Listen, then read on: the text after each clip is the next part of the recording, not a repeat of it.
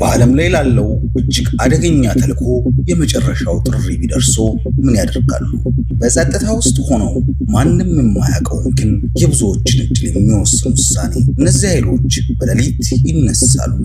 በጥላቻ ዓለም ውስጥ የሚንቀሳቀሱ የህይወት የመጨረሻ ተዋጊዎች ናቸው። ዛሬ የምንመለከተው ሰዎች የማምለጫ መንገድ ሲፈልጉ፣ እነሱ ግን የመግቢያ በር የሚፈጥሩላቸውን አምስቱን የዓለማችን እጅግ አስፈሪና አደገኛ ልዩ ኃይሎች ነው።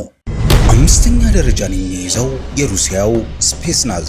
ስፔስናዝ የሩሲያ ልዩ ኃይል ነው። ስፔስናዝ የሚለው የሩሲያ ቃል ልዩ ዓላማ ያላቸው ወታደራዊ ክፍሎች ማለት ነው። እነዚህ ሰዎች የሚሰለጥኑበት መንገድ እጅግ በጣም ከባድና አስቸጋሪ ነው። አስቡት እስቲ በሩሲያ በረዶነትና ቀዝቃዛ ውስጥ ሰውነቱን እስከ መጨረሻው ገደብ የሚፈታተኑ ስልጠናዎችን ያልፋሉ።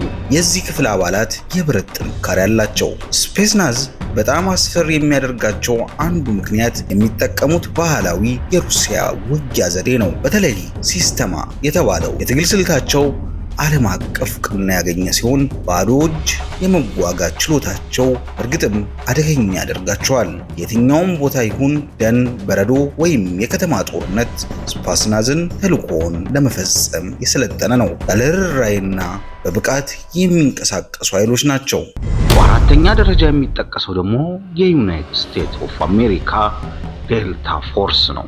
ዴልታ ፎርስ የአሜሪካ ከፍተኛ ሚስጥር የተላበሰው ልዩ ኃይል ነው። በይፋ የሚታወቀው እንደ ፈርስት ስፔሻል ፎርስ ኦፕሬሽን ሬጅመንት ዴልታ ተብሎ ቢሆንም አብዛኛው ሰው ዴልታ ፎርስ በሚል ስም ያውቀዋል። እነዚህ ሰዎች የአሜሪካ ጦር ፕሪሚየም ወይም የተመረጡ ኃይሎች ናቸው። የዴልታ ፎርስ አባላት ማንነት እስካሁን ድረስ በከፍተኛ ሚስጥር የተያዘ ነው። ማንኛውም ተልዕኳቸውን በስውርና ያለ አንዳች ምልክት ይፈጽማሉ።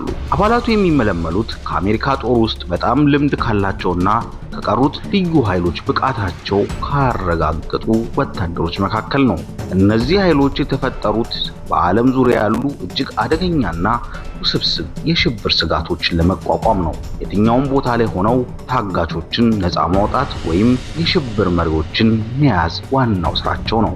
ከተራ ጦር ኃይሎች በተለየ ዴልታ ፎርስ በአየር ላይ፣ በውሃ ውስጥ፣ በከተማ ውስጥ ወይም በበረሃ ውስጥ ተልዕኮ የመፈጸም ልዩ ችሎታ አላቸው። በአጭሩ የዴልታ ፎርስ አባላት ከታዩ ያ ማለት ነገሮች እጅግ በጣም አደገኛና ወሳኝ ናቸው ማለት ነው። እነሱ የአሜሪካ የመጨረሻው አማራጮች ናቸው።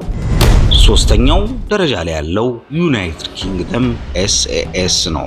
ሶስተኛው ደረጃ ስንመጣ የምናገኘው እጅግ አፈታሪክ የሆነውን የእንግሊዝ ልዩ ኃይል ኤስኤኤስ ነው። ኤስኤኤስ ማለት ልዩ የአየር አገልግሎት ስፔሻል ኤር ሰርቪስ ማለት ሲሆን ዘመናዊ ልዩ ኃይል ሁሉ አባት ተደርጎ ይወሰዳል። ለመጀመሪያ ጊዜ የተቋቋመው በሁለተኛው የዓለም ጦርነት ወቅት ነው። የመሪነት መርኋቸው የደፈረ ያሸንፋል የሚል ነው። ይህ ቃል የእነሱ አደገኛና ተልዕኮ የመፈጸም ቁርጠኝነትን ያሳያል። በማንኛውም አደጋ ሁኔታ ውስጥ ገብቶ የመውጣት ድፍረት አላቸው። በዓለም ዙሪያ ባሉ ግጭቶች ውስጥ ከፊት ቀዳሚ ሆነው በመስራት ረጅምና ስኬታማ ታሪክ አላቸው። የዓለምን ትኩረት በሳበው ታሪካዊ ክንውን እንደ አውሮፓውያን አቆጣጠር በ1980 የኢራን ኤምባሲ በለንደን በታጋቾች ተይዞ እያለ ኤስኤኤስ ኦፕሬሽን ኒምሮድ በተባለ የጀግንነት እርምጃ ታጋቾቹን በአጭር ጊዜ ውስጥ ነፃ አውጥተዋል። የሰዎች ሕይወት ከመታደግ አንጻር ያላቸው ብቃት ከፍተኛ ነው። ኤስኤኤስ የአእምሮ ጥንካሬ፣ የአካል ብቃትና ከሁሉም በላይ ልዩነት በሚጠይቀው ስልጠና ይታወቃል። በእንግሊዝ የመከላከያ መስመር ውስጥ እጅግ አስተማማኝ ከሆኑ ኃይሎች ውስጥ አንዱ ነው። ሁለተኛ ደረጃነት የእስራኤሉ ሳይረን ማታካል ይባላል። ወደ ሁለተኛ ደረጃ ስንመጣ የእስራኤሉ እጅግ ብልህና ገዳይ የልዩ ኃይል ክፍል እናገኛለን፣ ሳይረን ማታካል። ይህ ክፍል ከሌሎቹ ልዩ ኃይሎች የሚለየው በዋናነት በስለላና ጥልቅ የስውር ተልዕኮ ላይ በማተኮሩ ነው። ሳይረት ማታካል ማለት በእስራኤል ጦር ውስጥ ከፍተኛ የማሰብ ችሎታ ያለው ክፍል ማለት ነው። ወደዚህ ክፍል መግባት እጅግ በጣም ከባድ ነው።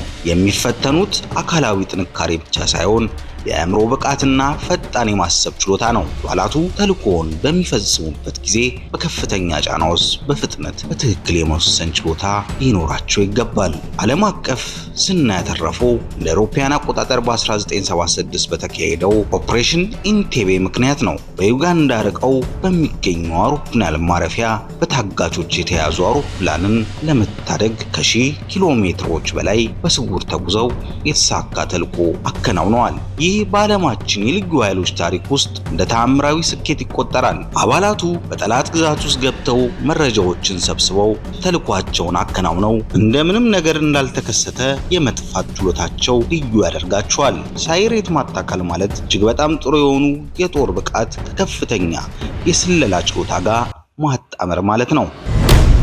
በአንደኝነት የሚጠቀሰው ደግሞ የዩናይትድ ስቴትስ አሜሪካ ኔቪ ሲክስ። በመጨረሻም በዓለማችን ላይ እጅግ አደገኛ እጅግ የሰለጠነና በጣም አስፈሪ የልዩ ኃይል ክፍል ብለን በቁጥር አንድ ደረጃ ላይ ያስቀመጥነው የዩናይትድ ስቴትስ ኔቪ ሴል ቡድን 6 ነው።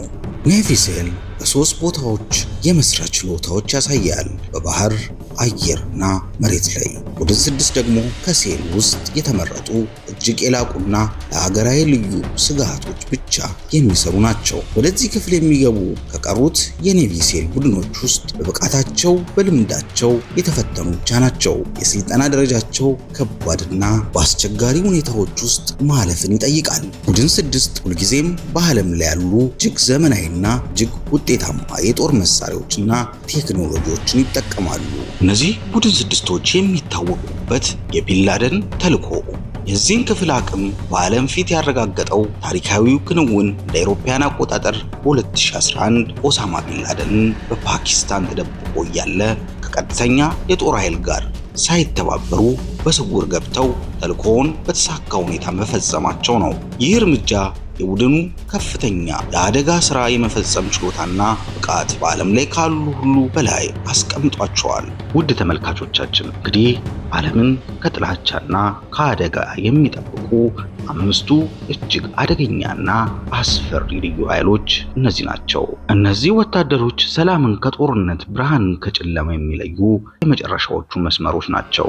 የሰለጠኑበት አስቸጋሪ መንገድ፣ የከፈሉት መስዋዕትነትና ያሳዩት ድፍረት እኛ በሰላም እንድንኖር አስችሎናል።